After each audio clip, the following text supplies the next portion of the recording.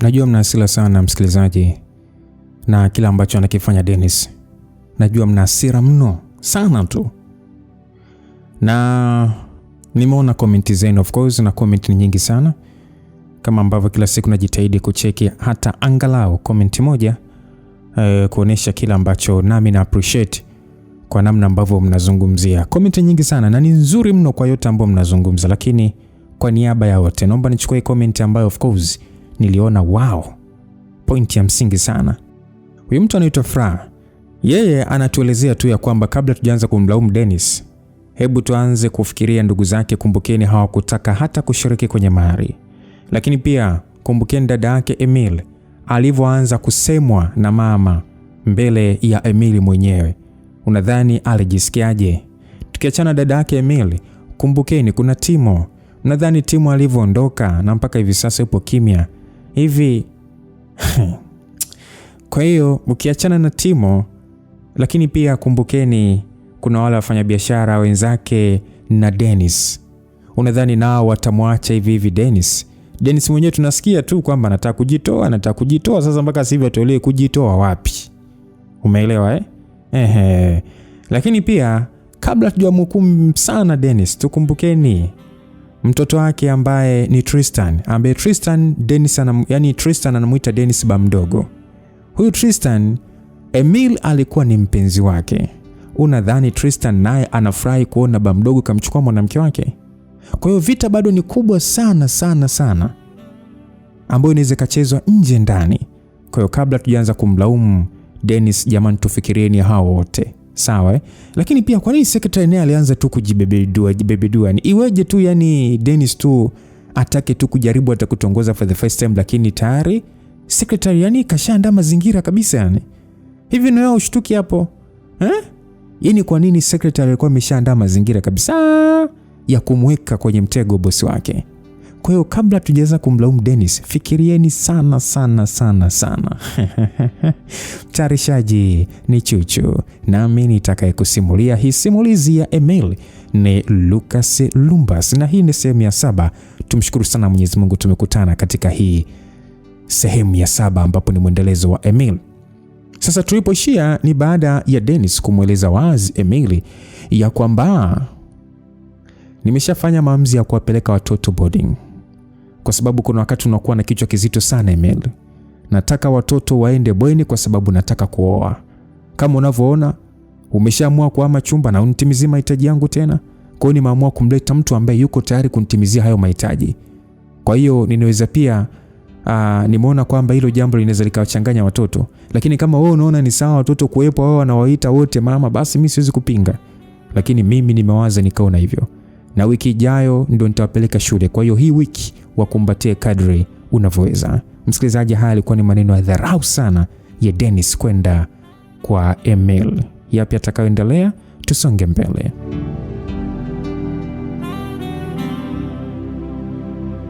Emil anasema nijikuta nimebaki mdomo wazi, machozi yakinitoka.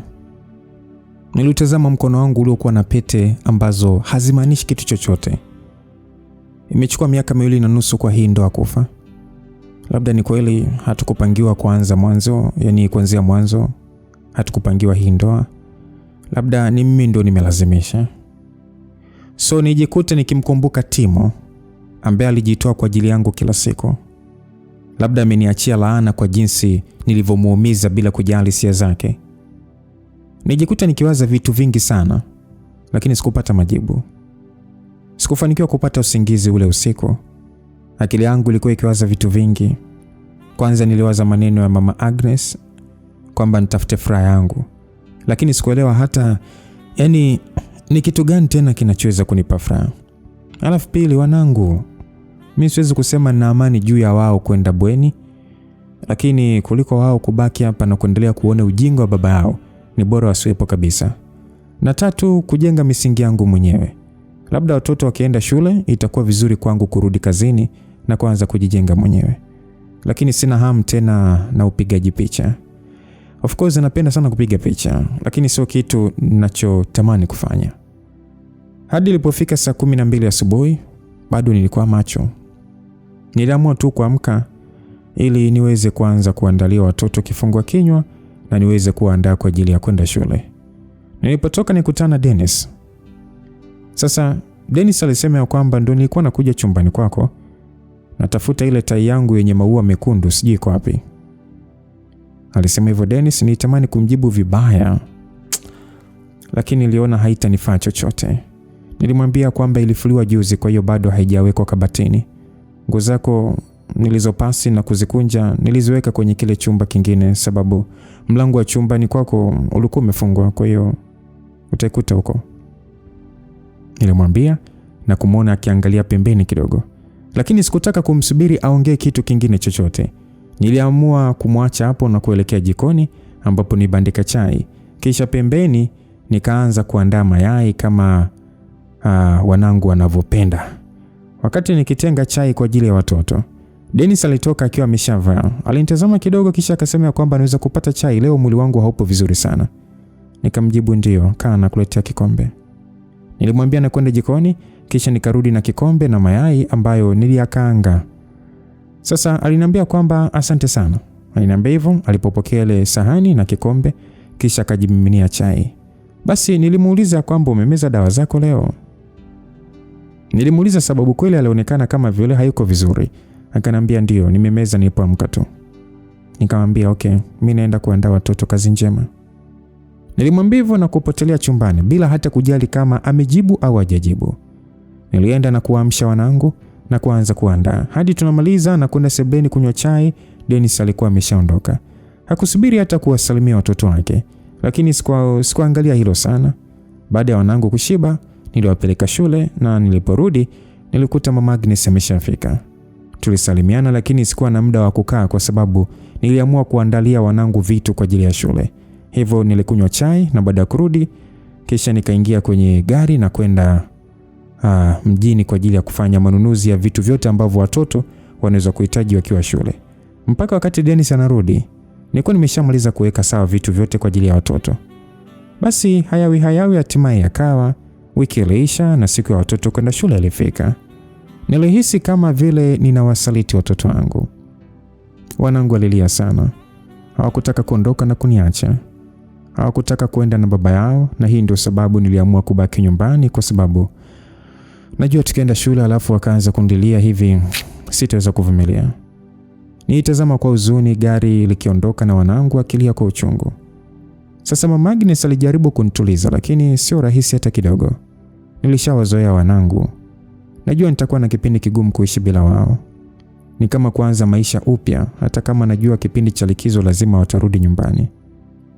Siku ile Dennis hakurudi nyumbani. Sio kwamba eti nilikuwa namsubiri, bali ni kwa sababu sikuwa na usingizi. Mama Agnes alivyokuja ile siku alisema amekuja kuniaga kuwa Dennis amemwambia kuwa hatohitaji huduma yake tena. Yaani sijui ni pepo gani limempata Dennis, sijui kwa kweli. Siku mbili zilipita, Dennis hajaonekana nyumbani. Zilikuwa ni siku za upweke sana kwa sababu nilikuwa peke yangu nyumba nzima. Nijikuta nikiwakumbuka sana watoto wangu. Siku Dennis aliporudi nyumbani, alirudi na mwanamke. Najua kwa sababu walinikuta sebuleni nikiangalia movie. Mwanamke yule bwana alinitazama kwa dharau sana, lakini nijikuta nikibaki nimetabasamu tu. Lakini nilipomtazama vizuri ndipo nilipomtambua. Huyu ni mfanyakazi wa Dennis. Najua nilishasema sitalia tena, lakini hii niliona ni kama dharau iliyopitiliza. Yaani kumbe mtu muda wote anaga anaenda kazini, kumbe anatoka na sekretari wake. Moyo wangu ulinuma sana, lakini nilijikumbusha vizuri kuwa mimi ni Emil na huwa sitoi machozi yangu mbele ya adui. Hivyo nilijikaza na kuachia tabasamu huku nikinywa juisi yangu taratibu.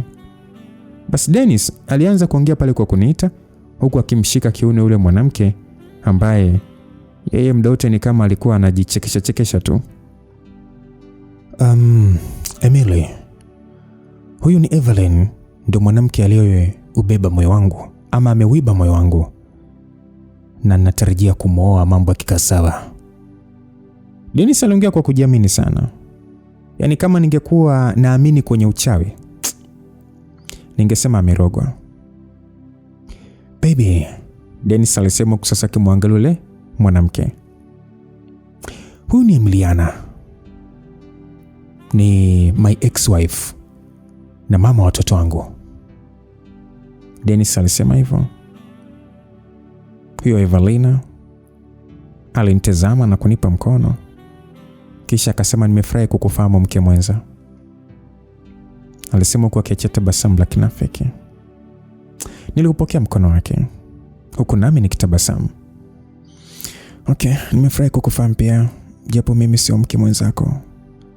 Huyo mwanaume ni wako mwenyewe. Nilimwambia. Nilimwona Dennis akikunja sura lakini hakusema kitu. Walielekea chumbani huku Dennis akiburuza begi la yule mwanamke. Uzuri mimi nilishakula na kushiba. Walikaa kidogo chumbani. Walipotoka na kuja kukaa pale sebuleni, niliwaaga na kuwatakia usiku mwema. Sasa Eva kwa kinafiki akasema kwamba jamani, sije kuwa tumekukosesha raha.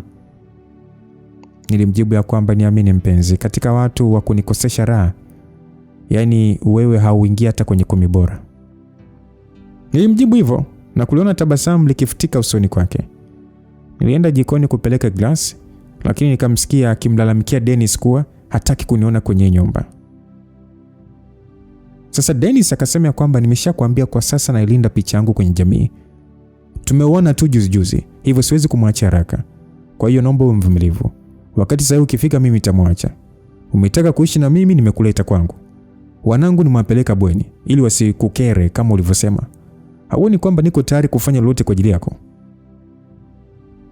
Dennis alisema hivyo. Asule mwanamke alalamika maneno ambayo sikuyasikia, lakini nilishasikia vya kutosha. Nilishapata majibu ya kila kitu. Kwa wakati huu nilibaki nikijiuliza swali moja. Mimi niko tayari kufanya nini kwa ajili yangu? Kuna kitu ambacho nilikuwa nikikifikiria kwa muda mrefu sana, lakini sikuwahi kuchukua hatua yoyote kwa sababu nilikuwa na watoto. Sikuwa tayari kusafiri na kuacha, lakini naona kwa sababu wako shule, nina nafasi kubwa sana kufanya lolote ninalotaka. Usiku ule niliutumia kufuatilia huduma ile niliyoitaka. Ilikuwa ni huduma inayogharimu pesa nyingi sana, lakini hakuna kitu ambacho Dennis anashindwa. Hivyo niliwasiliana na yule daktari ambaye alikuwa Ujerumani na kuweka miadi ya kukutana naye kwa ajili ya mahojiano ya kwanza baada ya wiki moja. Nilipopata nafasi ya kuongea na Dennis na kumuuliza kuwa kuna matibabu nahitaji kwenda kufanya Ujerumani, aliniuliza tu gharama na kunitumia pesa haraka. Naona ni kama vile alikuwa anatamani nisafiri ili wapate nafasi ya kutawala nyumba nzima. Sasa nilijiambia moyoni ya kwamba mimi pia Dennis. Nilijiambia hivyo moyoni baada ya kumshukuru na kumwacha aende kazini. Nilipobaki nyumbani, nilianza zoezi kubwa la kuhangaikia vitu vyote nilivyohitaji kama visa na ticket. Uzuri nafasi yangu kama Mrs. yani Mrs. Mliga iliniwezesha kufanikiwa kupata vitu haraka. So unajua tena Dennis anavyofahamika. So ndani ya siku 2 nilikuwa tayari kuondoka. Siku naondoka, Dennis hakuepo hata kuniaga. Dereva ndo aliyeniendesha hadi uwanja wa ndege. Mtu pekee aliyekuwa ana taarifa ya safari yangu na ninachoenda kufanya ni Faith. Kitu kilichonipeleka Ujerumani ni upasuaji wa kuondoa makovu na kutengeneza mwili wangu, kuchonga tumbo langu kuweza kurudi kama mwanzo. Kuna vitu ambavyo haviwezi kurudi kama mwanzo. Vitu kama kifua changu, hips na makalio. Ni vitu ambavyo viliongezeka kipindi cha ujauzito pamoja na uzazi, lakini sijanenepa sana. Kitu pekee kilichokuwa kinanikosesha amani sana ni tumbo na makovu. Upasuaji wangu ulienda vizuri sana. Japo nilipitia maumivu makali, lakini ulienda vizuri mno. Ilibidi nibaki Ujerumani kwa wiki 3 ili daktari aweze kufuatilia maendeleo yangu. Mwezi mmoja baadaye, daktari aliniruhusu kuondoka. Alikuwa ameshajiridhisha kabisa na hali yangu. Kilikuwa ni kipindi kizuri sana kwa sababu watoto wangu walikuwa wanakaribia kufunga shule. Nilishaandaa safari ya mwezi mzima sababu sikutaka wao kukaa nyumbani na kuona upuuzi wa baba yao. Asa nilipotua nchini sikutegemea kumkuta rafiki yangu Faith akinisubiri. Nilikuwa nimevaa jeans na t-shirt kubwa na chini nilivaa raba. Na nywele zangu nilizinyoa vizuri kiasi kwamba yani ukiniangalia unaweza kudhani ni wigi. Ni kipindi kirefu sijajiamini hivi ese. Kwa kweli hiki ni kati ya vitu ambavyo sijuti kabisa. Basi Faith aliniuliza kwamba wewe, una hakika hawajaongeza nyama kidogo huku chini? Faith aliniuliza baada ya kusalimiana. Tulikuwa tukielekea sasa kwenye gari lake. Nilicheka tu nikasema kwamba acha ukichaa bwana. Hizi nyama zote nimezipata kipindi cha ujauzito. Faith akasema, umependeza. Yaani hapa Dennis lazima macho amtoke. Hivi kwanza najua unakuja leo? Faith aliniuliza kwa furaha. Sikumwambia chochote kinachoendelea katika ndoa yangu. Hivyo kwa yeye anadhani kila kitu kipo sawa. Kumbe mimi na Dennis ni mtu na jirani yake. Najua natakiwa nimueleze, lakini moyo wangu haukuwa tayari. Sikuwa tayari kabisa kuongea naye kuhusu hayo mambo kwa sababu najua kutakuwa na zoezi la kutoa maelezo marefu sana na sikuwa tayari kwa hilo. Basi nilimjibu Faith ya kwamba sijamwambia. Basi Faith akasema, na ninatamani ningekuepo huo muda jamani. Sema nina kikao mchana huu, kwa hiyo nitakupeleka tu nyumbani alafu nitaondoka. Lakini itabidi tukutane tu tupige story jamani. Nikamwambia poa, usiwaze, watoto wakifunga shule tutakuja Arusha kukusalimia. Nilimweleza hivyo na kumuona akiacha tabasamu kubwa sana. Kisha akaniambia kwamba Emily Mluga, hii ni ahadi ambayo nitakudai sana. Nikamwambia kwamba hautakuwa na haja kundai kwa sababu lazima niitimize. Basi nimwambia hivyo na tuliendelea kupiga story nyingi huku yeye akiniambia kuhusu kazi yake na mimi nikimueleza kuhusu nilipotoka. Aliponifikisha nyumbani hakutaka hata kuingia ndani, aliniaga tu na kuondoka. Niliburuza begi langu hadi chumbani kwangu na kuanza zoezi la kutoa nguo kwenye begi na kuzihamishia kabatini. Sasa Dennis na Eva hawakuwepo, bila shaka walikuwa wameenda kazini. Hivyo niliingia bafuni na kuoga, kisha nikavaa gauni fupi linaloishia tu juu ya magoti. Nikaelekea jikoni kutengeneza juice, alafu niagize chakula. So nilipoingia jikoni nilikutana na vyombo vingi vichafu na mabaki ya chakula. Kwa macho haraka niliona vitu vingi ambavyo Dennis hatakiwi kula. Kwanza chakula kilionekana kina mafuta mengi. Na bado vyakula vingi vilikuwa ni wanga tu. Si mnajua wanga ambavyo ni hatari sana kwenye mwili wa binadamu, hasa kwa mtu mwenye kisukari. Kama ikizidi So niliona mabaki ya wali mweupe. Kitu ambacho najua Dennis haruhusiwi kula wali mweupe.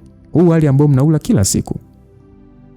Yaani wali ambao kidogo kwake ni mzuri, labda ule wa brown rice. Lakini mweupe ambao mnakuta madukani kila siku, siji nini super siji hatari sana wali. Moyoni mwangu niliomba asije akawa amekula hivyo vyakula maskini. Lakini sio mume wangu. Sio mume wangu, kwa sababu hao pia hata sio majukumu yangu. So niligeukia friji na kulifungua nikitegemea ningekuta matunda, lakini hakukuwa na matunda. Nilitaka kutengeneza ile juice ambayo Dennis anaipendaga. Huwa matunda kutengeneza hiyo juice hayakosekanagi. Lakini sikuwepo mwezi mzima, kwa hiyo siwezi kuongea. Baada ya kuwaza kidogo, niliamua kwenda kuchukua matunda sababu hata mimi nilihitaji juice. Nilichukua funguo za gari langu na kutoka kuelekea mjini. Lisali moja baadaye nilirudi nyumbani. Nirudi na matunda kwa ajili ya juice, lakini pia nirudi na nyama. Katika hii miaka mitatu niliyoishi na mama Agnes, yani alinifundisha kila kitu kuhusu chakula cha Dennis. Na mimi nijitahidi kujifunza mwenyewe sababu nilitamani nipike chakula ambacho tutaweza kula familia nzima. Hivyo nijifunza sana ili niweze kupika chakula ambacho Dennis atakula na mimi pamoja na watoto tafurahi. Asilimia kubwa vyakula vya mwaka jana mimi ndio nilikuwa nikipika. Sidhani kama Dennis anajua hilo. Kuna vitu ukiwa mama hawezi kukwepa kabisa, yani hawezi kukwepa. Kwa hiyo nijikita kwenye zoezi la kutengeneza juice na kupika chakula. Msikilizaji, hivi sasa tunakwenda kumtazama Dennis. Dennis anatuambia kwamba niliingia nyumbani nikiwa nimechoka sana. Nyuma yangu alifuata Eva. Alikuwa akilalamika kwamba aliendesha gari haraka sana na kumpita. Najua hatuwezi kuwa tunaenda kazini kwenye gari moja kwa sababu hilo litafichua siri tunayojaribu kuificha. Lakini kila siku Eva anagundua njia mpya ya kuanzisha ugomvi. Ailalamika akisema kwamba mimi nimeshakuambiwa usiniendeshe haraka, lakini hata unisikilizi. Sijui ni mwanaume gani usisikiliza, ni hautaki hata kumsikiliza mke wako. Eva ilalamika hivyo huku akinifuata kwa nyuma. Lakini mimi sikuwa na mpango wa kumjibu kabisa. Nilipoingia ndani kulikuwa kunanukia vizuri. Kitu kilichonifanya nishangae. Mimi sikujua kama Emily anarudi leo. Hata hivyo sio kwamba tunawasiliana, tunaishi kama majirani tu. Sema tu huyu ni jirani ambaye anaweza kutumia pesa zangu vyovyote atakavyo. Sasa Eva alipitiliza hadi chumbani kwa hasira baada ya kuona sina mpango wa kumjibu chochote. Nilisogea hadi jikoni na kubaki nikishangaa Emily alikuwa akijipakulia chakula kwenye sahani. Ule mlima wa vyombo ulioachwa na Eva kuanzia asubuhi haupo tena. Nyumba ni safi. Na yeye mwenyewe pia msafi. Oh Mungu wangu. Yeye mwenyewe yuko kama malaika. Matibabu yeyote aliyoenda kufanyiwa yamemfaa sana. Amependeza, anavutia, anang'aa. Nilikuwa nimesimama mlangoni, hivyo hakuwa akiniona. Alipakua nyama, viazi vichache vya kuoka pamoja na saladi. Kisha akafungua friji na kumimina juisi. Inafanana sana na ile juisi yangu pendwa. Kisha akarudishia dumu kwenye friji na kuchukua chakula chake kwa ajili ya kwenda mezani. Alipogeuka na kuniona, alishtuka kidogo. Akasema kwamba sijawasikia mkiingia. Alisema hivyo huku sasa akinitazama kwa macho huruma. Bila shaka sura yangu yote inaonesha namna gani nimechoka. Basi nilimuuliza kwamba umekuja saa ngapi? Nilimuuliza huku sasa nikielekea kwenye friji kwa ajili ya kujiwekea juice kidogo. Oh Mungu wangu, huyu mwanamke ni ananukia vizuri. Nimefika mchana, nilikuwa na njaa sana, hivyo nikaona nipike tu. Lakini hakukuwa na vitu. Ilinibidi niende sokoni. Ndio maana nimechelewa kuivisha. Anyway, umependeza sana. Nilishindwa kujizuia, japokuwa najua chochote ninachosema kipo nje ya mada, lakini ni kweli amependeza sana. Emily alichatabasamu na kunishukuru kisha akatoka pale jikoni.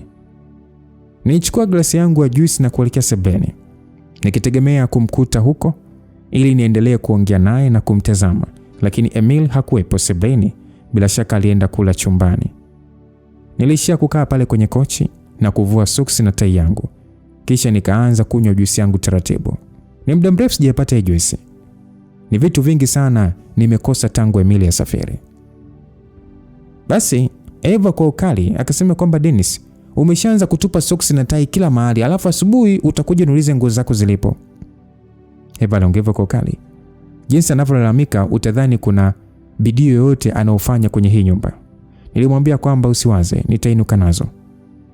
Eva akasema kwamba okay, si utakuwa na njaa, ngoja nipashe chakula ule. Leo nimenunua ndizi mbivu, kwa hiyo kuna matunda. Eva alisema hivyo kwa furaha, kama vile hicho ni kitu kikubwa sana maishani mwake. Nilimwambia kwamba usijisumbue, Emily ameshapika chakula ambacho naweza kula, nitakula hicho. Nilimwambia nikumwona kibadilika kuwa mwekundu. Akaniambia kwamba Emily si amesafiri? Amerudi leo. Na pamoja na kuchoshwa na safari ameshapika chakula ninachoweza kula. Sio huo wali wako unaoweka kwenye rice cooker kila siku. Nilimjibu kwa ukali kidogo. Pamoja na mimi kumwambia hali yangu ya afya, hajawahi kufanya bidii yoyote ya kujua kitu gani napaswa kula na kipi hapana. Siku zote yeye anatengeneza chakula kulingana na haja zake. Eva alinitazama kwa hasira kisha akaelekea jikoni. Baada ya dakika chache alitoka akiwa na tabasamu. Eva akasema kwamba mume wangu, usingeenda kuoga alafu mimi nikutengee chakula mezani? Eva alisema hivyo. Niitikisa kichwa changu na kuelekea chumbani ambapo nilioga kisha nikavaa vest na bukta nikatoka kwa ajili ya kwenda kula. Nilipofika kwenye meza ya chakula nilikuta Eva amefanya kazi nzuri ya kupanga vyakula ambavyo Emily amepika. Hadi aliweka na jagi iliyojaa juice, yani hata bila aibu. Kisha kanikaribisha chakula. Nilimshukuru na kuanza kula. Sijui ni lini Emily amekuwa fundi hivyo kupika. Mara ya mwisho kula chakula chake ni ile siku ambayo alipopika tambi mpaka mkaanza kumcheka. Tambi ambazo zilikaribia kuniua, ambazo zilionekana kama zimepigwa na bomu. Nadhani hii miaka 2 aliyokaa nyumbani haikuwa ya bure. Nani angedhani kuwa Emily angekuja kuwa fundi hivi kwenye masuala ya kupika? Sasa Eva yeye alianza kuniongelesha, lakini sikuwa namsikia kabisa. Akili yangu yote ilikuwa ni kwa Emily. Na tena nilipomwona akitoka akiwa amevaa gauni fulani hivi la kumbana, nijikuta nikibaki mdomo wazi. Hivyo nalijua umbo namba 8. Ndio, Emily amekuwa hivyo. Alitupita pale sebuleni na kuaga ile kwa kusema baadaye. Kisha akafungua mlango na kutoka. Nijikuta nikiinuka haraka na kumfuata. Huko nyuma Eva alikuwa akiniita lakini mimi sikujali. "Hey Emil, unaenda wapi na giza hili lote?" Msikilizaji, ilikuwa ni saa 1 jioni. Emil alikuwa anafungua gari lake, alitulia na kunitazama kidogo. Kisha alicheka. "Dennis, nadhani kama nakumbuka vizuri mimi ni ex-wife. Kwa hiyo na haki ya kuzunguka kadri nitakavyo na sina wajibu wa kukupatia taarifa," alisema, kisha akafungua mlango wa gari na kuingia. Nilibamiza mlango wake kwa hasira, nikasema kwamba usinijibu hivyo. Nikikuuliza kitu nataka majibu. "Okay, nenda kuonana na Faith. Naamini hilo litakupatia amani. Nenda haraka, mke wako anakuangalia kama vile anataka kukunyonga," Emil alisema huku akiwasha gari lake. Niligeuka na kumwona Eva amesimama mlangoni akinitazama kwa hasira ya ajabu. Nilisogea na kumpisha Emil aondoke. Najua Emil hawezi kundanganya. Yaani hiyo haipo tu katika tabia zake. Hivyo kama ameniambia hivyo basi ninamwamini. Eva aliniangalia hadi nilipompita na kuingia ndani na kurudi kukaa pale nilipokuwa nimekaa na kuendelea kula. Sasa Eva alisema kwamba na kuangalia tu, alisema nukaa sehemu yake. Baada ya kuona amekaa kimya, niliamua kubaki kimya pia ili mambo yasiwe mengi. Alikula kiazi kimoja tu kisha akashusha uma na kuanza kuongea. Akasema kwamba unajua Dennis, kuna wakati nashindwa kabisa kukuelewa. Wewe umesema umeshamsahau mke wako na unasubiri tu wakati sahihi muachane. Sasa ni kitu gani kinachokuhangaisha kuhusu yeye? Aisee, Eva, naomba usikie, sawa? Akili yangu imechoka sana muda huu. Siwezi kabisa kubishana, umesikia? Emilia anaishi ndani ya nyumba yangu. Bado watu wakimuona huko wanamtambua kama mke wangu. Nisipojali kabisa kuhusu yeye, halafu akakutwa na kitu kibaya, unategemea nini? Eva alinitazama tu kisha akaitikia tu, "Haya, nitasemaje sasa mimi?" Alisema hivyo na nilijua hajaridhika na majibu yangu, lakini mimi sina muda wa kukazana kumuelezea. Hivyo nilitulia na kuendelea kula chakula changu. Sasa baada ya kula tulienda chumbani kwa ajili ya kulala, lakini akili yangu haikuwa na amani kabisa. Nilikaa kitandani na kuchukua simu yangu na kuingia WhatsApp. Kwa bahati nzuri niliona Emil ameweka status akiwa amekaa na Faith huku wameshika glasi zao. Lakini ile picha ilionyesha kuwa kuna mtu amewapiga. Atakuwa nani? Ina maana Emil ameshapata mwanaume mwingine wa kutoka naye na wameanza kutambulishana. Yani sielewi yani. Nijikuta nikirudia na kurudia kuiangalia ile picha. Ni kama Mungu kasikia ni maombi yangu baada ya Faith alipo posti status. Huwa na namba yake lakini sijawahi kuona status zake. Labda leo amenifungulia na hatimaye nimeweza kuona na nimeweza kuumia pia moyo wangu. Nilipofungua status ya Faith, moyo wangu ulisimama kidogo. Emil alikuwa amekaa katikati ya wanaume wawili wakiongea na kucheka. Jamaa mmoja alionekana mbongo tu na mwingine alikuwa mzungu. Kilichonogopesha zaidi ni kuwa hao vijana wote walikuwa rika la Emil. Hawakuwa miaka 45 kama mimi. Walionekana kabisa ni vijana wadogo, tena hata wanaweza kuwa wadogo kwa Emil. Lakini kama ambavyo tumeshajua mpaka sasa umri sio kikwazo kwa Emil. Niliamua kuinuka pale kitandani kwa hasira kwa sababu najua sitaweza kabisa kulala kabla Emil hajafika na kunieleza kila kitu, hasa wale wanaume ni wakina nani. Nilienda jikoni na kumimina glasi ya juisi yangu pendwa na macho yangu hayakuacha kuona vyombo vilivyowekwa hovyo pale jikoni. Vyakula vilivyobaki viliachwa tu mezani bila kuwekwa kwenye friji. Nilitikisa kichwa na kuviweka vile vitu kwenye friji, kisha nikajimiminia glasi na kwenda sebuleni. Saa 6 ilifika huku sasa nikisubiri waweke status nyingine itakayonielewesha zaidi, lakini hakukuwa na status yoyote. Nilibaki nikiweweseka pale huku sasa nikiangalia saa. Ilipofika saa 6:30 nilianza kuwaza kumpigia ili nijue kama yuko salama. Nilipoweka simu yangu sikioni, nilisikia geti likifunguliwa hata kabla simu haijaanza kuita sikioni kwangu. Hivyo nilikata haraka na kuamua kuwasha TV ili Emil asije akadhani nilikuwa nikimsubiri yeye. Nilimsikia akiongea kwa sauti kubwa na watu, hivyo nilichungulia dirishani na kuona wale vijana wawili wakimpungia mkono na kuondoka. Nilisikia damu yangu ikitokota kwa hasira. Emil alipogeuka na kuanza kuja ndani, nilimwona akiweseka kidogo, hivyo nilijua atakuwa huyu tayari ameshaelewa. Nijikuta nikisogea na kwenda kumfungulia mlango. Emil aliponiona aliacha tabasamu kubwa na kuangukia kifuani kwangu huku akisema kwamba "Oh, Dennis wangu." Emil alisema sasa akinegemea vizuri. Nilimshika mgongoni na kumuingiza ndani kisha nikafunga mlango. Aliniachia na kurudi nyuma akinitazama, lakini aliweweseka na kutaka kuanguka, lakini kwa bahati nzuri nilimdaka na kumkalisha kwenye sofa. Emily alisema, "You are so handsome." Alisema huku akicheka, kisha akaanza kulia hapo hapo. Inataselewi. Msije kwa nini unioni? Mbona unioni? Mimi nimekupa watoto, ninatulia kwa ajili yako, na hata pamoja na vyote bado moyo wangu unakupenda sana, lakini hauoni bidii zangu zote. Kwa nini? Emily alisema huku akilia kama mtoto. Niliamua kwenda jikoni na kumletea maji. Mimi sitaki maji. I need you. Mimi nakutaka wewe hapo. Yaani kweli wewe wewe ndio kwenda kuniletea secretary wako nyumbani kwangu. Yaani unaletea secretary wako nyumbani kwangu, analala kwenye kitanda chetu cha ndoa ambacho tuli hapa. Hakuna atakaye kuja kulala hapo tofauti na sisi, si ndio?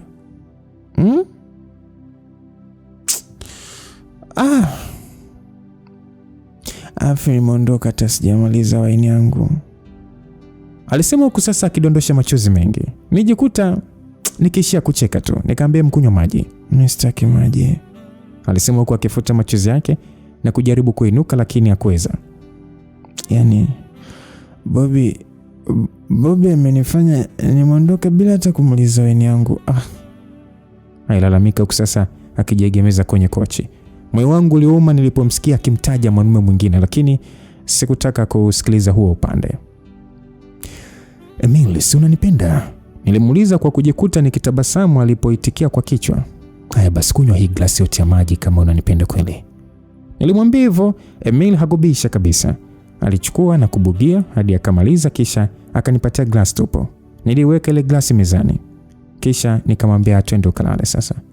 Nilimshika na kumnyanyua, lakini alipoweza kusimama aliniambia nimshike tena. Nilimwachia na kumfuata hapo nyuma sasa alipotembea taratibu hadi chumbani kwake kusasa kiomba. Alipofanikiwa tu kuingia chumbani, alianza kuvua nguo kama vile ni kitu kinachomwasha. Nilimsaidia kufungua zipo, kisha akapanda kitandani akibaki na nguo za ndani tu. Alipojitupa kitandani alipotelea usingizini kabisa. Nijikuta nimebaki nikimshangaa Emily. Amekuwa kama vile mwanamke ambaye hajawahi kuzaa. Hana alama yoyote mwilini, hata lile kovu alipo tena. Kwa ufupi amependeza na amevutia sana. Mimi siwezi kujutia kumpa pesa kwa ajili ya hili. Baada ya dakika chache za kumshangaa, nilimfunika kisha nikaelekea sebuleni ambapo TV bado ilikuwa ikiongea tu. Niliamua kulala chumba kingine cha wageni usiku ule, kwa sababu kama nikilala na Emily nitajisikia vibaya, na kama nikilala na Eva najua nitaona ni usaliti. Tena baada ya maneno ya Emily nimeelewa namna gani namuumiza kila siku. Hivyo niliamua kuzima TV na kuelekea chumba cha wageni kinachofuatana na cha Emily, kisha nikalala huko. Kulipokucha asubuhi niliamka mapema kama ilivyo kawaida yangu ili niweze kutafuta nguo zangu zote, na pia ili Eva apate muda wa kutosha kunisaidia kutafuta nguo zangu. Nimekuwa nikimdharau sana Emily, lakini alikuwa akifanya kazi kubwa ya kuweka vitu vizuri katika nyumba. Lakini tangu Eva amekuja nimeshapoteza tai zangu pendo 3. Mimi sio mtu wa kuvaa tai mara kwa mara. Kwa hiyo tushangae wote inakuaje kitu ambacho hakivaliwi kipotee. Nishazoea Emily huwa ananiandalia nguo za wiki nzima. Yeye atazipasi na kuziweka kwenye henga yake, kila nguo na viatu vyake, yani kila kitu hadi boxer na handkerchief. Lakini tangu nianze kuishi na Eva, yani maisha yamegeuka sana. Ni wajibu wangu kujua nguo zangu zote zilipo. Nguo zangu za ndani, yani handkerchief zinafuliwa na mashine, tena zikiwa zimechanganywa na nguo nyingine. Wakati Emily alikuwa akiziloweka siku ya Ijumaa usiku, alafu Jumamosi atazifua taratibu tu, kwa sababu hizo ndio nguo pekee anazofua kwa mkono. Nyingine zinafuliwa kwa mashine. Akishazifua atazisuuza na dawa fulani hivi, inazifanyaga zinang'aa na kuvutia sana. Mimi sijawahi kurudia boxer tangu nianze kuishi na Emily, lakini leo hii niko katika hiyo harakati. Hili ni shimo ambalo nimejichimbia. Kwa nini? Yote ni katika harakati ya kutafuta wanaume, alafu mwisho wake ndio huu sasa nimedumbukia kwenye tope. Tena tope linalonata. Baada ya kutoa nguo zangu na kuzipasi, niliingia bafuni kwa ajili ya kuoga. Eva aliingia bafuni akiwa mtupu, huku sasa akinitazama kwa macho ya mtego. Lakini kwa mara ya kwanza mwili wangu haukusisimka kabisa nilipomwona. Badala ya kumsogelea nilimpa mgongo na kufungulia maji kisha nikaanza kuoga. Mimi nilitegemea angeanza kulalamika kama kawaida yake, lakini alitulia na kuchukua taulo kisha akajifunga na kuanza kupiga mswaki. Nilipomaliza kuoga nilitoka na kuvaa nguo zangu kisha nikatoka na kwenda chumbani kwa Emil ambapo nilimkuta amelala kama mtoto. Nilijua kabisa atakapoamka atakuwa anaumwa kichwa.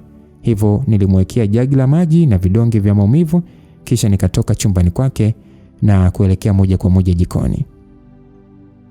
Nilimimina glasi moja ya juice na kuanza kusikitika baada ya kuona dumbli na karibia kuisha. Najua Eva akitoka huku hatakuja kuandaa kifungua kinywa. Atategemea tukale mgawani kama ilivyokuwa kwa kipindi chote hiki. Lakini mimi ninapenda zaidi kula nyumbani. Na ukijumlisha na hali yangu ya afya, chakula kinachopikwa nyumbani ni kizuri zaidi sababu mafuta yanatumika kidogo na wanatumia vitu ambavyo unaweza kula bila shida. Lakini nikila huko nje nitakula chakula ambacho siruhusiwi kula, hivyo itabidi tu nile kidogo sana. Wakati namalizia juice, Eva alitokea chumbani akiwa amependeza, tena ndani ya gauni la blue. Nimwambia kwamba haya, tangulia kazini, hatutakiwi kuongozana kila siku. Basi kwa hasira akaniuliza kwamba sasa wewe unabaki kufanya nini sasa? Ananiuliza kwa hasira. Yaani asubuhi yote hii ameshaanza hasira. Aisee, nilimwambia kwamba naangalia TV kidogo. Zikipita dakika 20 ndipo na mimi nitaanza kuja ofisini. Nilimweleza hivyo. Eva alivuta mdomo tu lakini alinisikiliza. Nadhani aliona nimeweka sura isiyotaka maelezo. Baada ya Eva kutoka, nirudi chumbani na kuvua nguo na kuvaa nguo za kushindia kisha nikaenda jikoni. Nilichukua nyama kwenye friji na nilifurahi zaidi nilipoona utumbo. Niliutoa na kuweka kwenye pressure cooker ya umeme, nikaweka maji. Nikaweka chumvi na viungo kidogo vya nyama kisha nikawasha. Baada ya hapo nikaanza kumenya viazi, vitunguu na hoho. Niliamua kumtengenezea Emil supu kwa sababu najua atakapoamka atakuwa akijisikia vibaya sana na hakuna msaidizi wote hapa nyumbani. So baada ya mchezo kuwa tayari, nilipakua na kuweka kwenye bakuli kisha nikaweka pale mezani na kufunika. Baada ya hapo nilienda chumbani ili niweze kujiandaa. Simu yangu iliita ndipo nikagundua lisana nusu limeshapita tangu Eva ondoke. Nilivaa nguo zangu na kutoka nikinyata ili nisije nikamwamsha Emil. Nilipofika ofisini, Eva alinikata jicho na kunifuata nilipoingia ofisini.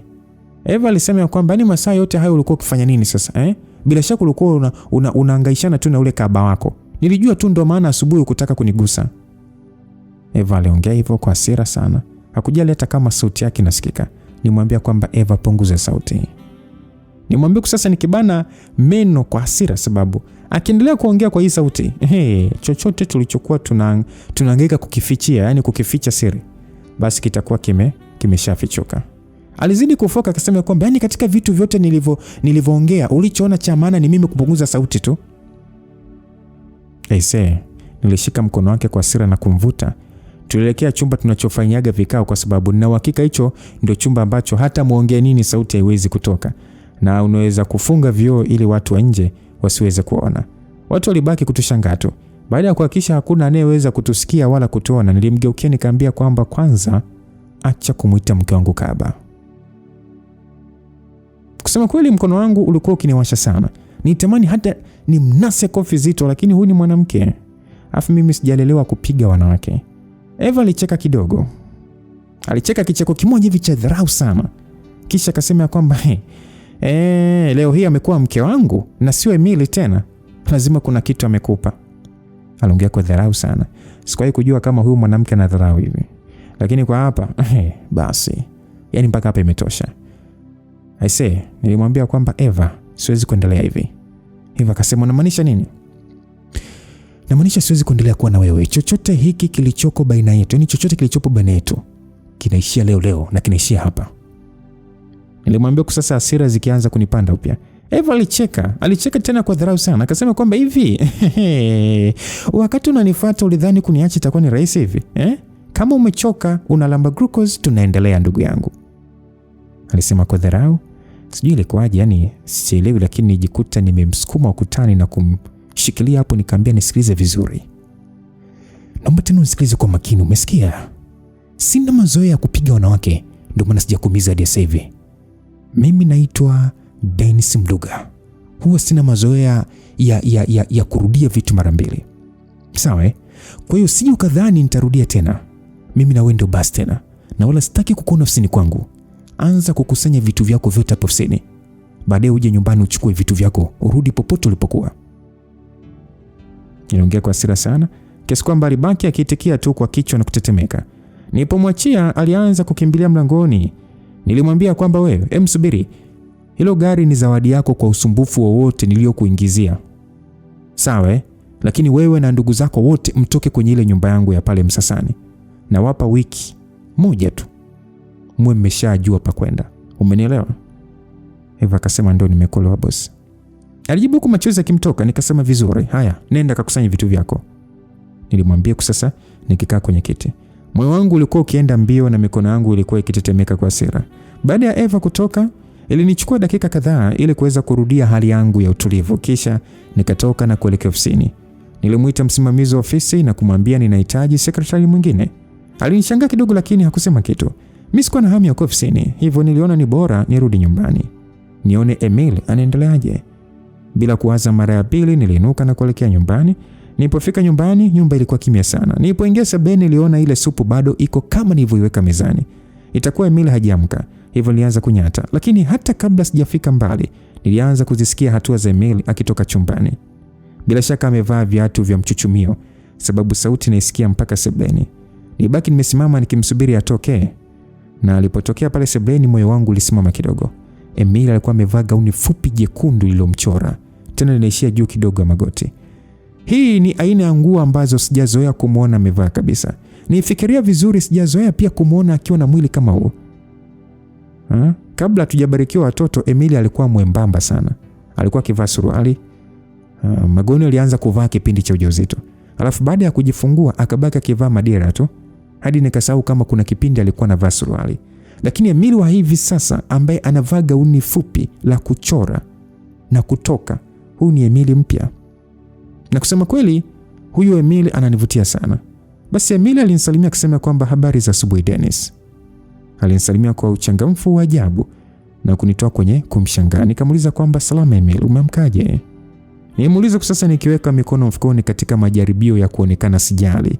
Emil akasema mimi niko vizuri na ni bora nimekuona, nitaka nikwambie wiki ijayo watoto wakifunga shule nitasafiri nao. Nawaza tuende kutalii mahali, lakini pia itatusaidia wote. Aliniambia sasa akipekua mkoba wake akitafuta kitu, na alipokipata aliacha tabasamu. Alitoa lipstick na kioo kisha akaanza kujipaka. Akaniuliza kwamba Dennis, ukimya wako ni uchukuliaje sasa? Aliniuliza na kunishtua kidogo. Hata nimesahau alichosema mwanzo. Nilikuwa nikimshangaa tu. Nilimwambia kwamba samani, hebu rudia.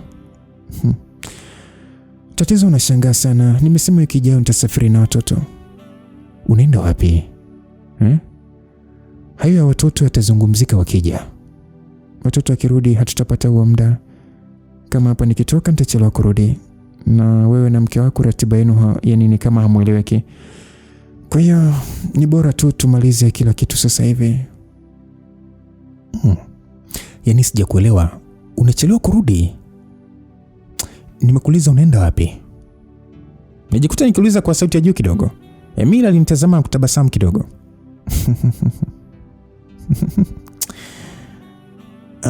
Unaniuliza ukiwa kama nani? Unadhani nakuuliza nikiwa kama nani? Na mimi nilimrudishia swali lake huku nikizidi kumsogelea. Na yeye alizidi kusogea nyuma. Sijui imekuwaje tu, lakini mwili wangu ulianza kuchemka nilipomtazama Emil, na jinsi alivyokuwa ananitazama ni miaka sasa sijajisikia hivi kwake. Emil alizidi kurudi nyuma na mimi nilimfuata hadi akafika kutani ambapo hakuwa na pa kukimbilia tena. Eti ningemuuliza sasa nikiinama kidogo ili nimtazame machoni kwa sababu nimempita urefu. Emil alikuwa akiema haraka sana. Dennis, naomba niache, ninachelewa. Alisema kwa sauti ya chini utadhani hakutaka kutoka pale. Moyo wangu ulikuwa ukienda mbio zaidi. Maneno yake ya jana usiku alijirudia akilini kwangu na bila kutegemea nilikutanisha midomo yetu. Lakini cha kushangaza zaidi ni kuwa Emil alinipokea vizuri tu. Mikono yake ilizunguka shingo yangu huku sasa akinivuta niname kidogo. Nilipitisha mikono yangu kiunoni mwake na kubonyeza makalio yake, kitu kilichomfanya agone. Nilimvuta karibu yangu lakini badala ya kunisogelea aliniachia na kuninasa kibao. kisha akaelekea chumbani kwake huko akilia. Nibaki pale nimechanganyikiwa tu. Sababu za yeye kunasa kibao naweza kuhisi, lakini sababu ya yeye kulia, hapo ndo sielewi kabisa. Lakini nijisikia vibaya sana kumuona akilia. Sikuelewa kama nimfuate au nimwache kwa sasa. Lakini kabla sijafanya hayo maamuzi, Eva aliingia. Uso wake ulikuwa umejaa huzuni. Aliponiona tu alipiga magoti na kuanza kuniomba msamaha. Nikamwambia kwamba sikia, mimi sina kinyongo na wewe, sawa? Hebu naomba inuka. Wakati ule mimi nilikuwa na hasira tu, lakini tunaweza kuongea vizuri. Nilimwambia kwa sasa nikisogea kumuinua. Alisimama vizuri huku sasa akinitazama na macho yake yaliyojaa machozi, kisha akanivuta na kunibusu. Nadhani ni mazoea au sijui nilikuwa nimechanganyikiwa, lakini sikumzuia. Hadi nilipomwona Emily akitupita ndipo nilipojua kosa nililofanya. Nilijaribu kumsukuma Eva, lakini alibaki amenikumbatia kwa nguvu. Nilimwambia kwamba Eva, naomba uniache. Nilimwambia hivyo, lakini alikuwa akilia huku akiwa amenikumbatia na kusema kwamba nakupenda Dennis, naomba usiniache. Alikuwa akirudia hayo maneno huku sasa akilia bila kuniachia. Mpaka nilipofanikiwa kutoka nje, Emily hakuwepo wala gari lake. Naona kama vile ninajichimbia shimo kila siku. Siwezi kuendelea hivi ese. Mimi na Eva inabidi tuishie tu hapa. Inabidi nijenge ndoa yangu. Natamani kuliona tabasamu usoni kwa Emily. Baada ya kuwaza kidogo pale nje, nilifanya maamuzi. Nitaongea na Eva na nitamsikiliza, lakini lazima aondoke. Mimi na yeye tumefikia tamati. So nilipoenda chumbani, nilimkuta Eva akilia tu. Hata hakuwa na mpango wa kupaki vitu vyake. Kati ya vitu ambavyo vimenishinda ni kubembeleza mwanamke anayelia. Hivi kwa nini wanawake wanapenda kulia jamani? Nilikaa pembeni yake na kumgusa kidogo. Hata kama tunaachana, mimi sina mpango wa kutengeneza ugomvi au uadui. Nilimwambia Eva kwamba Eva, hebu naomba unyamaze basi, sawa? Naomba unyamaze tuongee. Hata kama tunaachana, maisha bado yataendelea na utabakia kuwa rafiki yangu. Eva kwa akilia akaniambia kwamba sikupanga kuambia hivi, lakini unalazimisha niseme tu. Dennis, mimi ni mjamzito na sikuwa na ndoto za kumlea mtoto wangu mwenyewe. Ndio maana mimi nalia kwa sababu najua umeshaamua na siwezi kubadili mawazo yako. Kwa mimi itabidi tu nimlee mtoto wangu mwenyewe. Mimi nimekuwa nikifikiria njia nzuri ya kukwambia, lakini naona mazingira yananilazimu tu, alisema kwa akilia. Nilimvuta na kumkumbatia. Nilihisi kama mwili wangu wote umekufa ganzi. Mwili wangu ulifurahi. Kwa mwanaume ambaye nimesubiri miaka 40 kufanikiwa kupata watoto, mimi siwezi kukasirika ninapoipata hii baraka. Lakini hili linamaanisha nini? Kwa hiyo ina maana sitaweza kuachana tena na Eva au nifanye nini? Eva alianza kujisikia vibaya. Hivyo nilimweka kitandani alale kwa sababu najua stress sio nzuri kwa mtoto. Labda kesho akiwa ametulia ndo tutaongea tena. So nilimwambia Eva kwamba kwa sasa sahau maneno niliyokuambia. Wewe tulia tu na upumzike. Kesho tutazungumza kuhusu mtoto. Alafu vipi, umeshakula ama nikuagizie chakula? Sina tamu ya kula, moyo wangu nauma sana. Basi usilie basi tena, sawa? Unajua unatakiwa ujitahidi kula Eva. Wewe niambie tu unataka kula nini alafu mimi nitakuletea. Niliamua kumbembeleza. Alikataa kwa muda mrefu, lakini hatimaye akakubali na kuniambia chakula anachotaka, kisha nikatoka kwenda kumwagizia. Japo sikuwa nikielewa kabisa nitaendeshaje hii nyumba, sijui Emily atafanya nini akija kujua hili, sijui kama nitapata hiyo nafasi ya kurudiana na Emily tena. Nilikuwa na maswali mengi sana kichwani, lakini moyo wangu ulijaa furaha.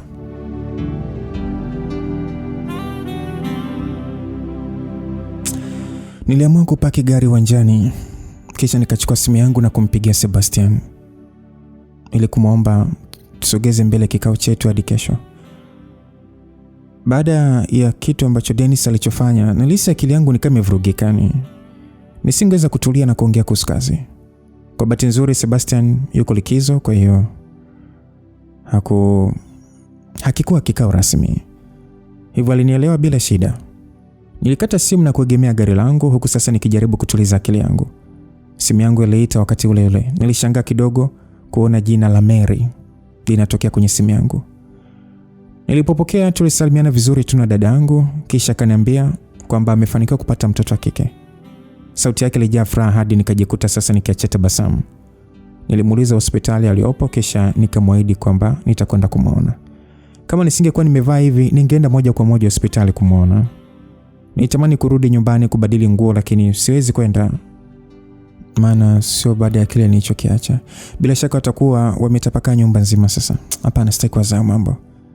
Niliwaza sana kitu cha kufanya, lakini sikupata majibu. Hivyo nikaamua tu niende nyumbani kubadili nguo kisha niende hospitali kumuona dada yangu. Nilipofika nyumbani nilimkuta Dennis amekaa sebuleni. Alionekana kabisa hana amani. Nashangaa nakosaje amani wakati nilimwacha akichangamshana na mke wake. Nilisema sitaki kuwaza hayo tena. Emil. Dennis aliniita nilipompita pale sebuleni, lakini mimi sikutaka kujua alichotaka kusema. Bila shaka atataka tu kujielezea. Niliingia chumbani na kufunga mlango na funguo kisha nikaanza kutafuta nguo yenye staa kidogo. Nilishia kuvaa gauni linaloishia chini ya magoti. Halikuwa likinibana, hivyo linifanya nionekane mdogo na lilionyesha umbile langu vizuri tu na bado lilikuwa la heshima. Naweza kwenda hivi hata hospitali. Nilichukua viatu vya chini ambavyo havipigi kelele, kisha nikahakikisha nipo sawa, ndipo nikatoka chumbani. Nilipofika sebuleni nilimkuta Dennis amesimama mlangoni. Emil, naomba unisikilize. Sina huo muda Dennis. Dada yangu amejifungua, nataka nifike hospitali kabla saa 7. Okay, lakini mbona hujaniambia sasa? Nitegemea mwanao angekupigia simu. Yani lakini utakiwa na mbili twende wote. Siwezi kwenda nawe Dennis, sitaki. Nilimwambia sasa nikijitahidi kuwaza jinsi Pampers zitakavyo, yani zinavyotengenezwa, chochote kile cha kuniondolea mawazo ya kilichotokea asubuhi ya leo. Niliendelea kuwaza hivyo. Emil, nakusihi sana. Najua hautaki hata kuniona lakini hii ni muhimu kwetu. Zile ni familia zetu. Watasemaje wakituona kila mmoja anaenda kwa muda wake? Hivi kumbe bado unajali watu watasemaje? Mimi nimeshaacha tangu kile kipindi cha uzazi ambapo dada zako walikuja kunihudumia na kunisimanga kila kukicha. Hata ukiwa malaika bado tu watakwambia una mabawa makubwa sana. Nilisema hivyo kwa hasira kidogo. Yana ananifanya nikumbuke vitu ambavyo nimeshavisahau. Emil, nakuomba, naomba nipate basi muda nibadilishe nguo alafu tunaenda, sawa? Mimi sitakusumbua kwa chochote, sawa? Nakusihi sana. Alisema kwa huruma hadi nijisikia vibaya. Nilishia tu kuitikia kwa kichwa, kitu kilichomfanya tabasamu. Dakika chache baadaye alitoka akiwa amevaa cadet pamoja na raba pamoja na t-shirt. Dennis anaweza akawa na mapungufu yake mengi, lakini kwenye swala zima la kuvaa yuko vizuri sana. Ni wanaume wachache wanaojua rangi hii inaendana na rangi hii. Wengi wao madam ni shati tu na hii ni suruali na hiki ni kiatu, basi huyo anashika njia. So tulitoka na kuingia kwenye Range Rover yake. Hili ni gari analopenda sana kuliendesha akitaka kuonekana mtakatifu. Ni gari fulani hivi la kistaarabu sana na linakupa heshima popote pale. Nilimwambia tupitie kwenye maduka ambapo tulitafuta zawadi kisha tukaelekea hospitali. Mary aliponiona alitoa macho kidogo kabla ya kuachia tabasamu. Hatujaonana mwaka sasa, japokuwa tupo mkoa mmoja na tumeolewa familia moja. Kuna vitu vikifanyika hata kama mtu ni ndugu yako msikilizaji, vinaharibu na kukuumiza, inakuwa ni ngumu kurudia uhusiano wenu wa mwanzoni. Mary alionekana amechoka lakini alikuwa amejaa furaha. Miaka 3 ya ndoa bila mtoto si mchezo. Walioko kwenye ndoa na wakaupitia muda nadhani wananielewa vizuri sana. Najua amepitia masimango mengi. Mamangu mwenyewe alikuwa ni hamkopeshi. Mamangu wala hata mkopeshi Mary. Kila akikutana naye ni vijembe tu. Lakini hatimaye Mungu amemfuta machozi. So alipomwona Dennis alitulia kidogo na kumsalimia kisha kanigeukia sasa. Aliniambia kwamba Emil, umependeza, heshima yako. Kama mimi mtoto mmoja amenitoa jasho namna hii, sijui wewe uliwezaje kuzunguka hii dunia na watatu. Aliniambia kwa kicheka. Nilibaki nikitabasamu tu nikamwambia kwamba hongera moya. Nilimwambia sasa nikisogea kwenye kitanda kidogo kilichokuwa pale pembeni lakini hakukuwa na mtoto. Nikauliza kwamba binti yuko wapi? Mary akaniambia kwamba bado hajaletwa huko. Babake ndo ameenda kumchukua. Basi Dennis alianza kumuuliza maswali kadhaa. Lakini mimi nilikaa kimya kwa sababu sikuwa na lolote la kuongea tena. Bahati nzuri Tristan hakuchukua muda mrefu. Nilimwona akiingia akiwa anasindikizwa na nesi aliyebeba mtoto.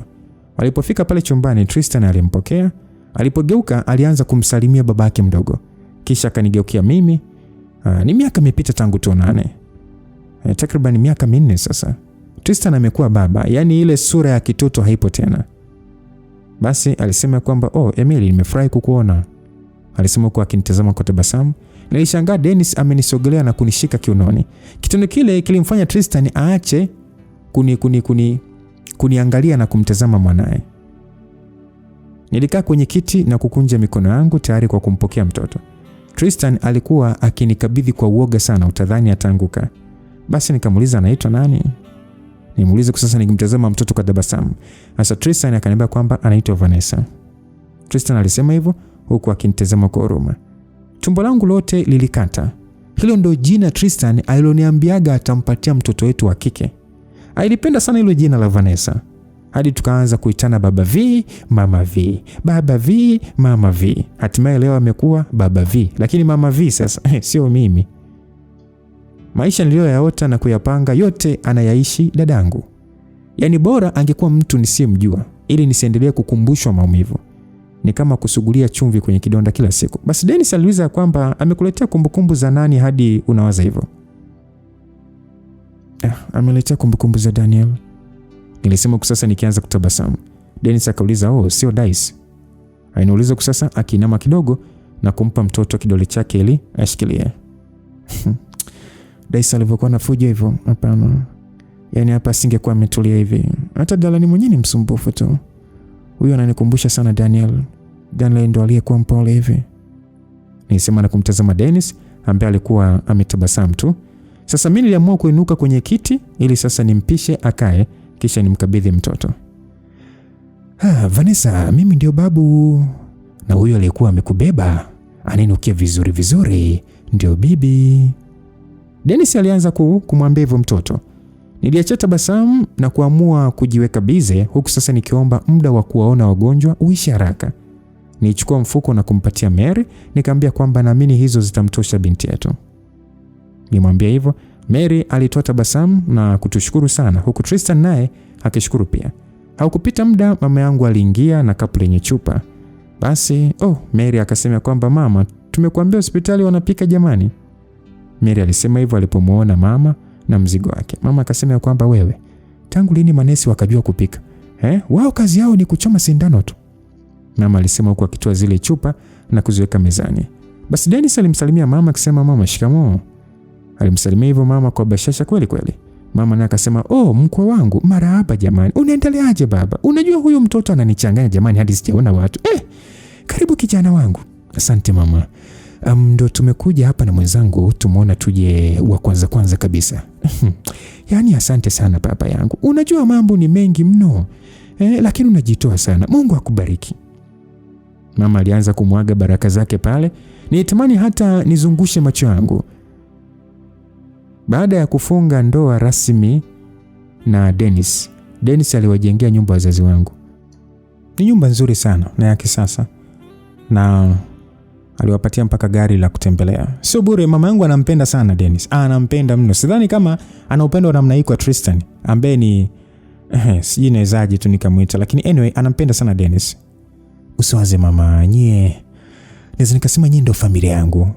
Ndio kweli kabisa baba. Nimefurahi kukuona kwa sababu mmekuwa adimu.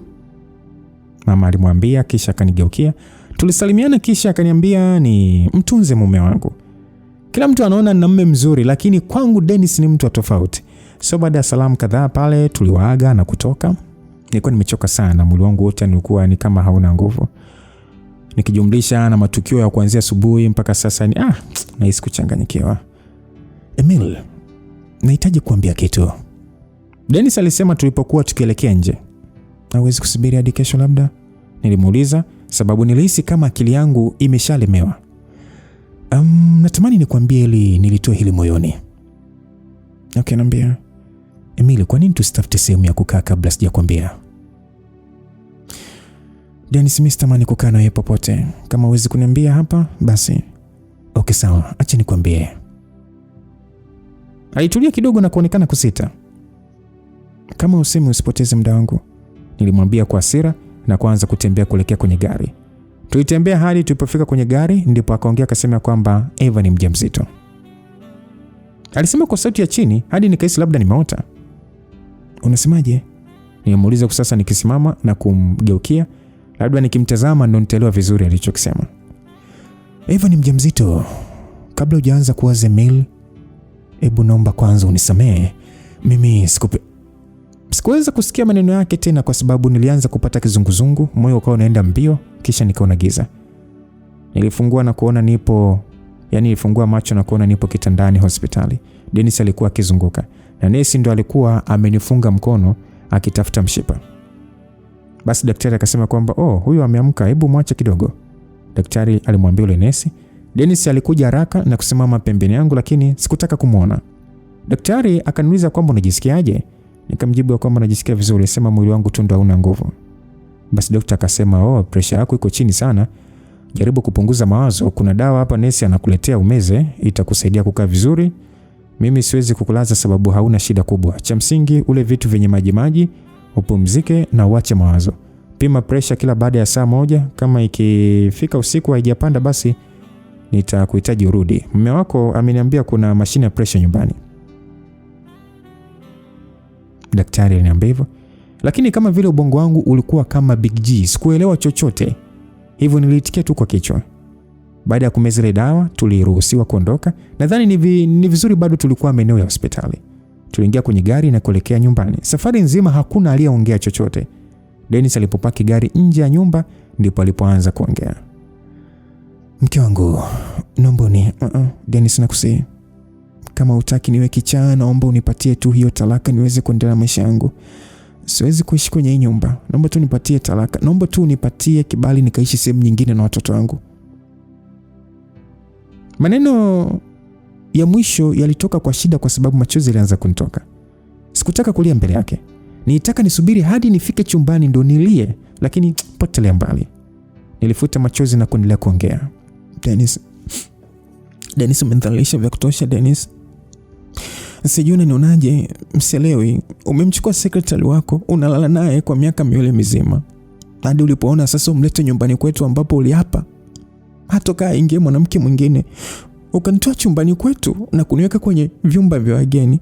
Bado ukaona haitoshi, wewe na huyo mwanamke mnafanya mambo yenu popote bila hata kujali. Na sasa mmeamua hatimaye kuanzisha familia yenu. Dennis, hata mimi na moyo wa nyama. Moyo unaniuma Dennis.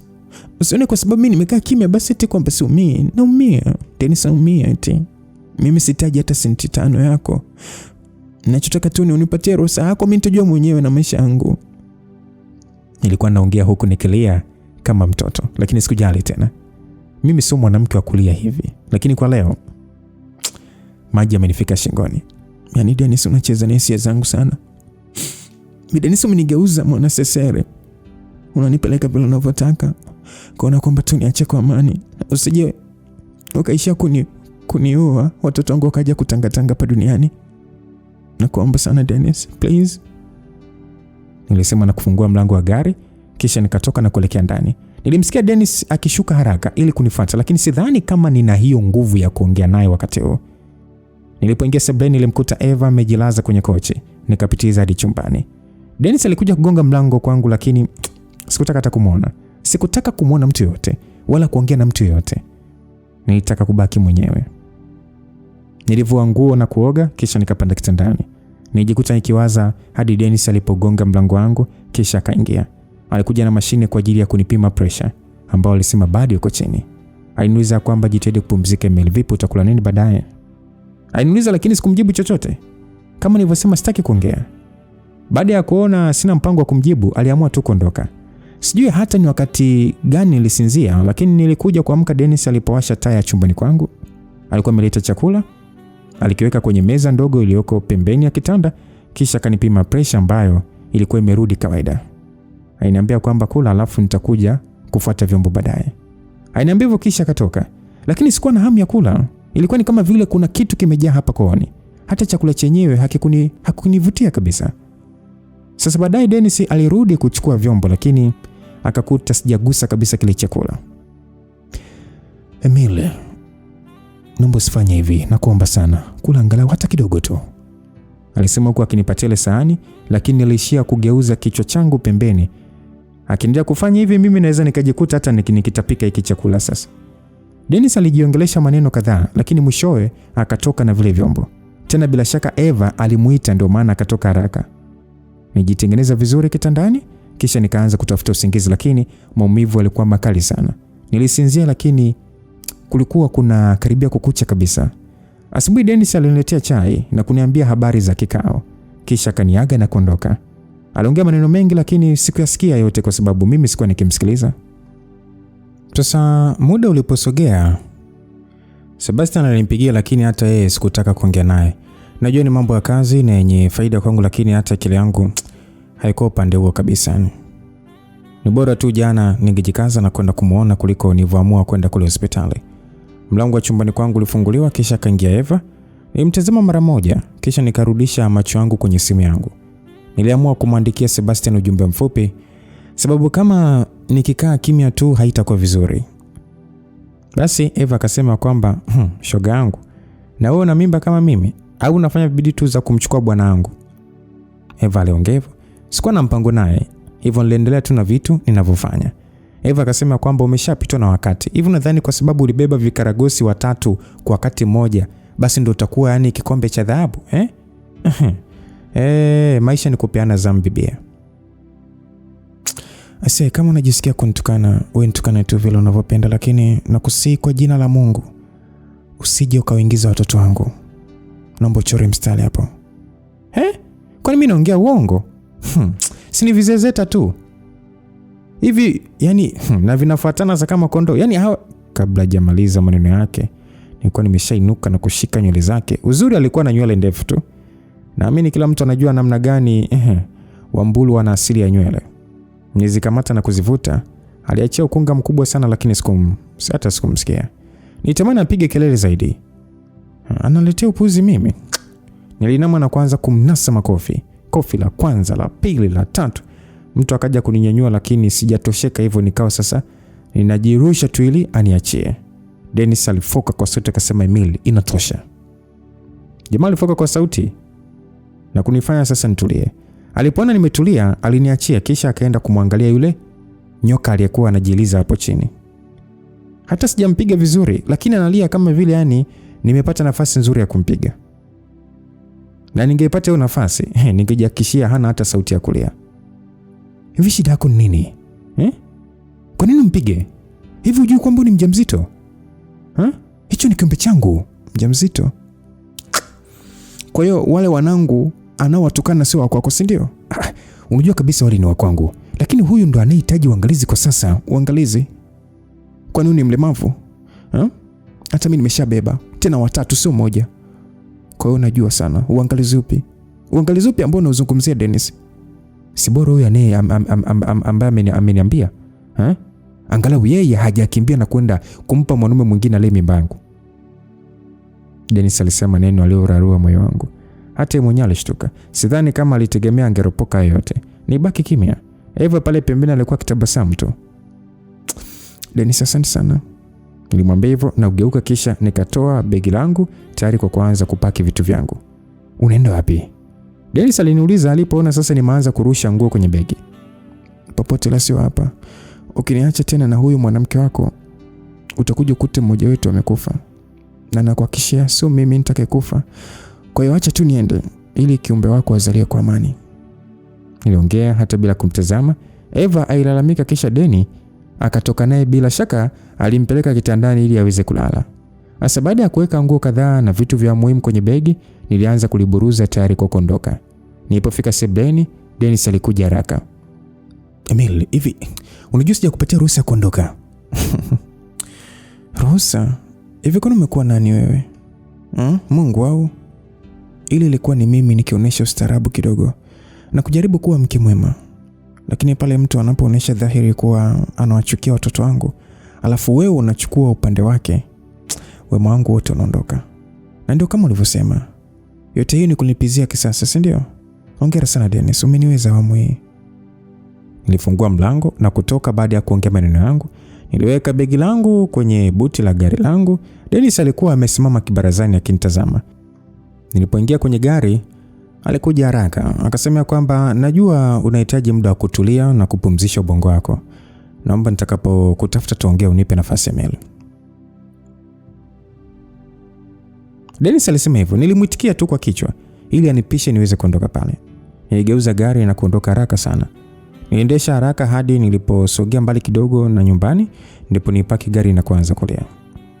Nilihisi kama vile nachanganyikiwa. Simu yangu iliita na hata bila kuwaza nilipokea, nikijua atakuwa Dennis.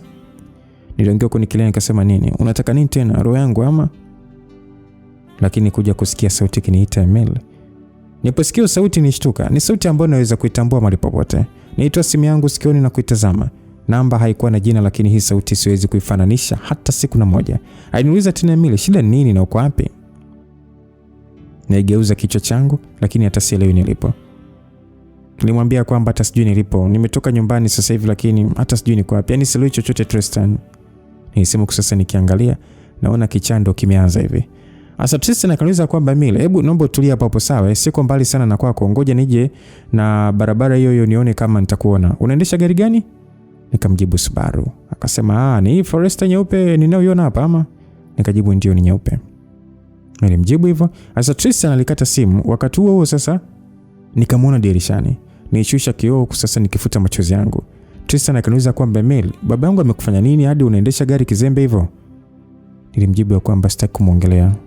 Amenikoroga tu. Nilimwambia huku sasa nikijitahidi kutulia. Tristan alitulia kidogo. Akasema kwamba okay, unaenda wapi ili nikuendeshe? Angalau nihakikisha hata umefika salama, sababu wewe ndio roho ya babangu. Tristan alinitanivu, lakini sikuwa na nguvu ya kucheka.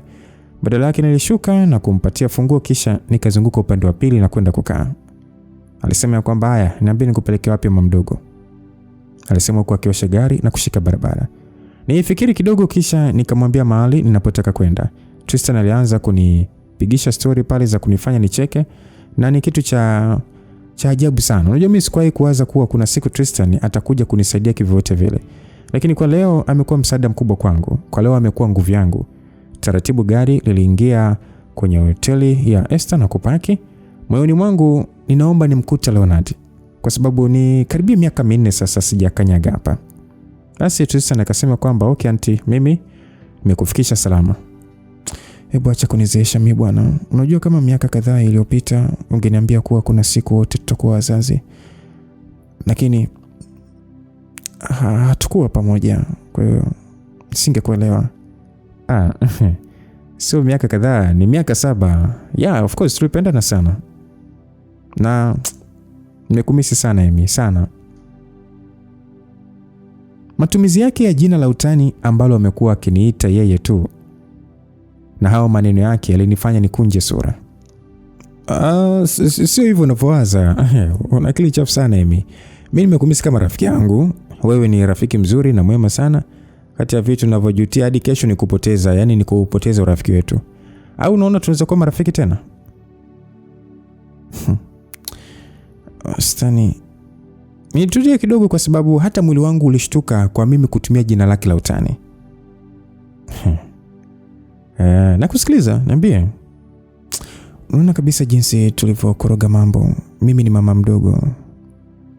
Kwa hiyo unataka yani ni mama mdogo / shemeji. Unataka tuongeze / nyingine ya urafiki hapo mbele ama? So tuache tu maisha endelee.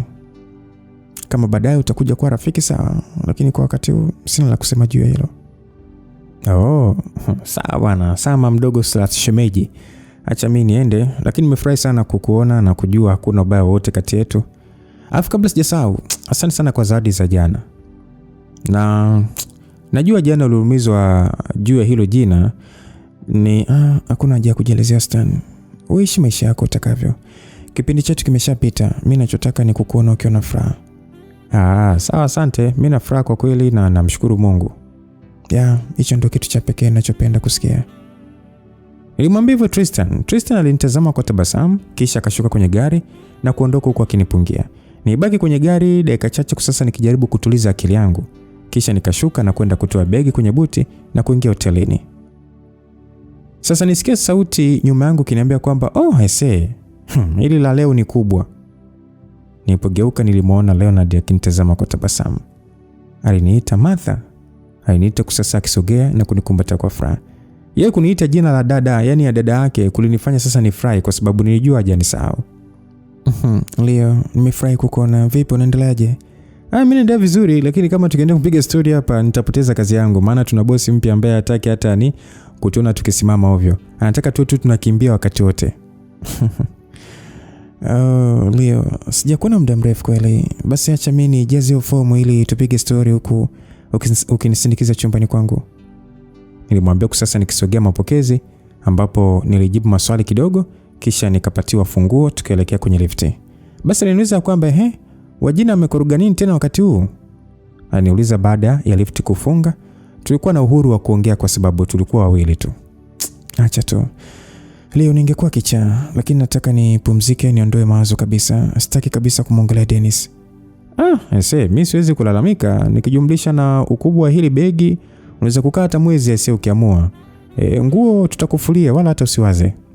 No. Siwezi kukaa muda wote huo. Watoto wanafunga shule hivi karibuni.